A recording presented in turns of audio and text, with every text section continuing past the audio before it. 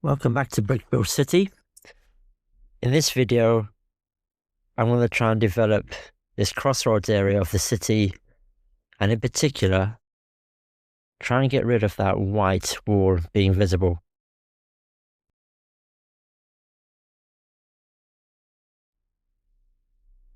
As a reminder, in the first video I did touring my city, I mentioned that I didn't like the fact that the white wall was visible and the road just went into nowhere. So the idea I've got is to actually shift some of these buildings around here so that there is no road going that way, but the modular buildings line up against the wall. And I think, from what I'm thinking, this could work in a very good way, and I'll show you why. The main issue I've got with actually changing this up and why I kept the road going into the wall for a while was the parking space outside the Palace Cinema. So this is a car which comes with the set and is basically a child star minifigure who's coming along for the premiere of the film. So I integrated its own space there in the road so the car can be there. But if I was to lose the road there, then where could that go? And there is no other room in the road for it to go. I mean, technically I could put it, but it just will look very awkward. And that will be very different to what's here, where I've got the bus stop, because the road is a lot wider in this area, but it wouldn't be there. I can't move it any further. I can't move this any further out. So that's why I kept that there for such a long time. But there's definitely a but. As I made progress with more room down this end of the city, I ended up with space down here, which is just because the water had extended this far out, which is just a happy accident. So what I'm thinking is, what if I put the Palace Cinema down this end, have the parking space here, and then I could put Assembly Square along there, put the brick bank here, so it's still on a corner, put this modular next to it there, and in theory, there should be a half modular space somewhere along here, which would be a happy accident, and therefore more room to put another mock building. But let's see how that actually looks. And it sounds good in theory, like it really does. This has always been awkward to place Assembly Square here, and I love this set, but it just has a plain wall out the back, that side. And I always thought it would be difficult to get 3-corner modulars in here, which it has been. But let's see how that actually looks in practice. I'll show you the first part of these changes with the brick bank now on this corner and with the other modular here next to the office tower. And that works. That fits as I expected. What I'm considering is actually putting the office tower, I mean, this is so tall, actually next to that there, so it kind of looks like more business-like buildings are together. This building go at the end. And actually this building won't stay as it is. As I said in one of my previous videos, that I'm actually thinking of turning into a fire station, a very small one. So it will come out the end here with a slope that goes onto the road. But let me see how that looks with just changing the tower over, or swapping these two. And here we are with the buildings swapped over, and that looks much better in my opinion. It you can see how much it does literally tower above these smaller buildings. It would be good if that was actually a bit higher, had another level to it. Something for the future. And yeah, this will be good when this gets changed at the end. And also, to be honest, I feel a lot better with this tower actually not being at the end. It is a bit awkward actually walking past this and having this giant building right as I walk by. I've never knocked it, but there's always a feeling that I could if I'm not careful. So now that's completely out of the way from the edge. And I think that looks a lot better there. With this change, I will have to make some other adjustments to pieces that I did around here, just in terms of like the type of tiling that's done here. But that can be adjusted. This bit can stay generally how it is, out round back, but not this part where the tree is, because actually now that it's got more pavement because it's a corner modular, the pavement just goes straight into the tree. Whereas before, Assembly Square went right up to the edge here, and therefore this tree didn't block anything, but now it does. So I'll have to change this around somewhere else here, because I do like this tree actually, and this bench with the figure and the dogs. And I will try and incorporate the Ghostbusters scene back up here onto the top of Brick Bank instead.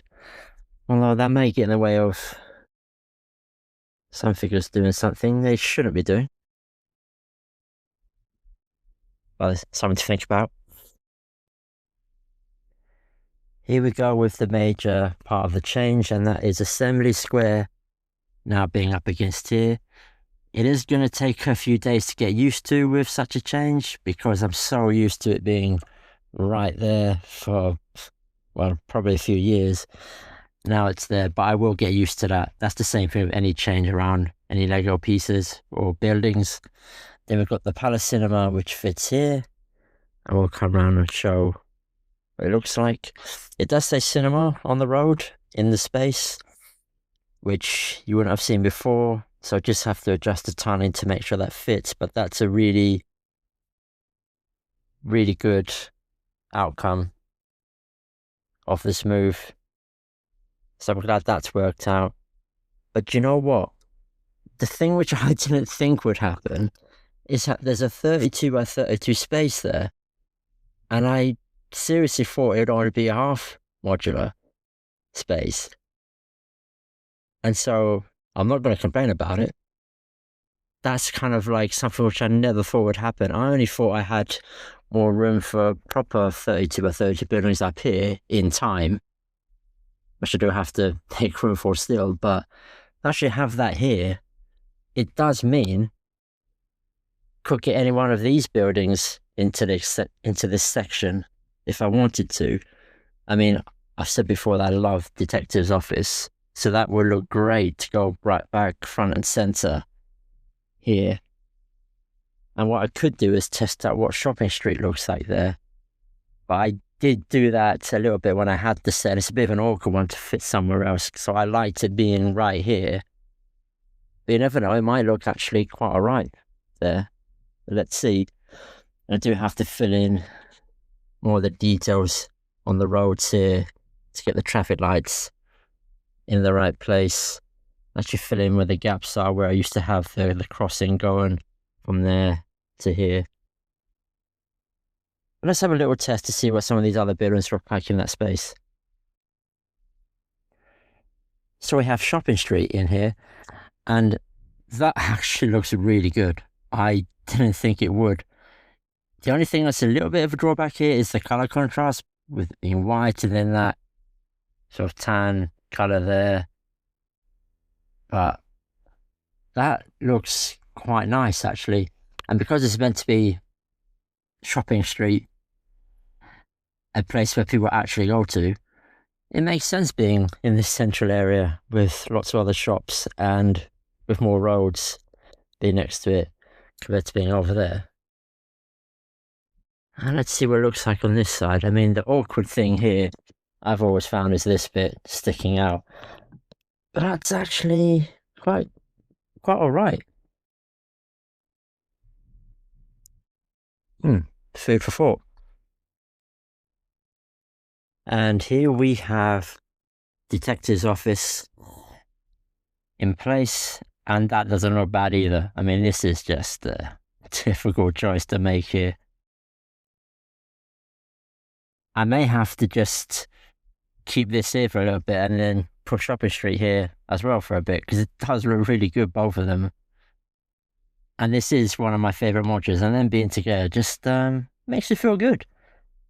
So I would have to Mills plate either one of them or both of them in time so that it does actually fit in properly. But yeah, that is great result from this move to actually have more space. And also, let's come back to what it was originally done for. There is less of the wall to see back there. So actually, do you know what? Considering that, Shopping Street does take up more space in terms of it goes up higher. So maybe that's the one to go with for right now. And then it means that this area or the shelf won't be complete, but technically it's still not complete anyway. But yeah, that is a good result, I think.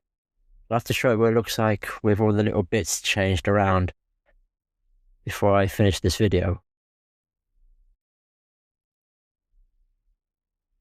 So I've made one final change to the lineup of the buildings here.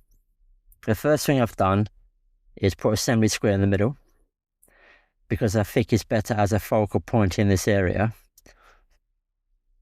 With the road being here, vehicles coming up to this junction can now see assembly square dead on. And it has this indentation with the fountain in the middle, and which is a lot better compared to having just the buildings lined up right up closer to the pavement. But what I wasn't expecting is how good Shopping Street would look here. And that's for a few different reasons. First of all, it emphasizes the archway here, because the edge of the building doesn't take up any of the space or block the view of the archway there, going into this passageway and leaning onto the rest of the street. So that's really good. But also, you can now see the alleyway there, which is in between those buildings. And because when you're looking at it straight on, you can't really see that. But actually being here, or at least I can from this part of the city, I can see that really, really perfectly. So that angle is really, really good. Plus, it doesn't obstruct the view of the windows here. So I think that just looks really, really cool right there. And as expected, it takes up more of the wall space, so you see less of that. And I think that's a really, really good change. And I'm glad I've made these changes to this area. There's still more work to do in some parts of it that I've mentioned already. I still need to adjust some of the tiling on the pavement around the corner, but I can do that off camera. But that's really good. Let me know what you think in the comments, and I'll see you in the next video.